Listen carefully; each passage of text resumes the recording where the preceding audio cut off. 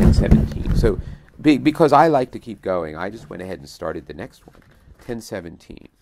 It was a little longer than I wanted. Okay, 10:17. But this is my, that one was my video podcast showing notebook. There we go. I've got it. Now I'm going to do it. I'm going to get out my camera, put it on the tripod. If I can figure out where I put my camera. I hid it. I hid it from my son. What a pain. I can't remember. I'll find it.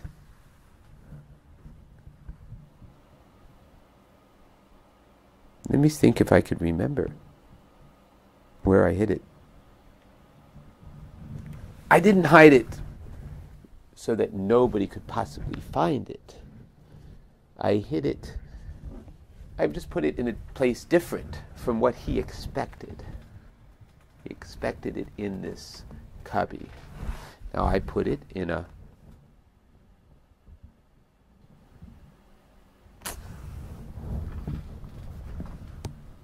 there are about 4 or 5 places. So why don't I not worry too much? Why don't I just go ahead and just follow my nose on this one.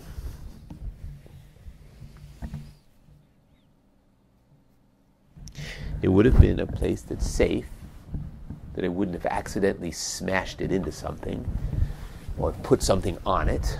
So it could be in this drawer back here, but this isn't big enough, is it? No. But what about the drawer above? Aha! Aha! I feel so much. Well, okay, this is parroting has done this for me. Parroting has done what just happened. Well, I'm going to be a little coy about what that was all about, and I invite you to ask what it was all about. There's quite a history behind it. It's all recordings. My parroting started in September of 2009. It started as was started for professional reasons. I'm an occupational therapist. I was working with older people who were driving me crazy. I didn't know why I couldn't be effective with them.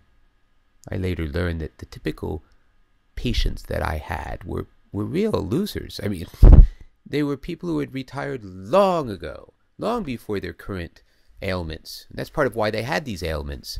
And not everybody. And some of it was effective. I was able to help some people.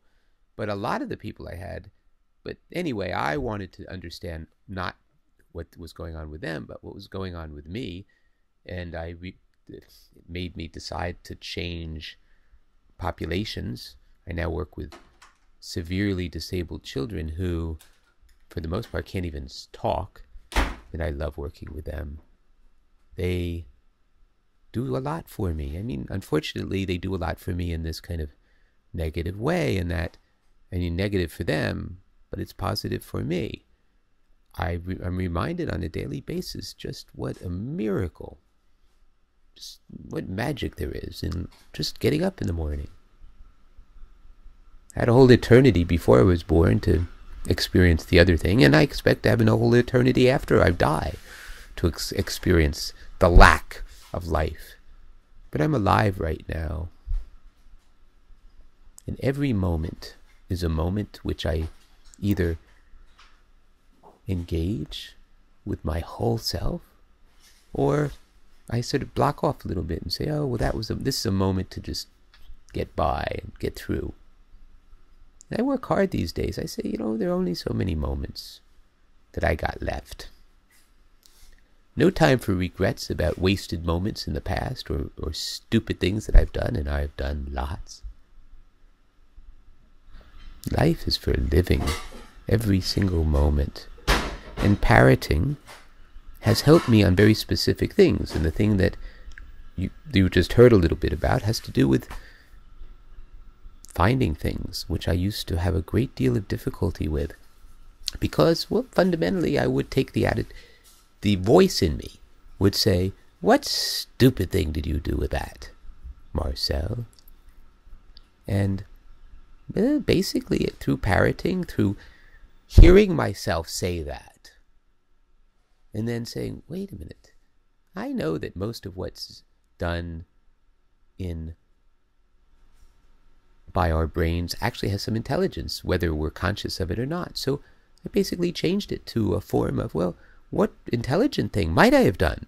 If I had been intelligent, what would I have done? And I find that I can find things an awful lot faster. Because the reality is, if we look at what we have, it's just a lot more useful than looking at what we don't have. We don't have time to know everything we don't do well, we're not good enough in. Let's focus on what works and build on that.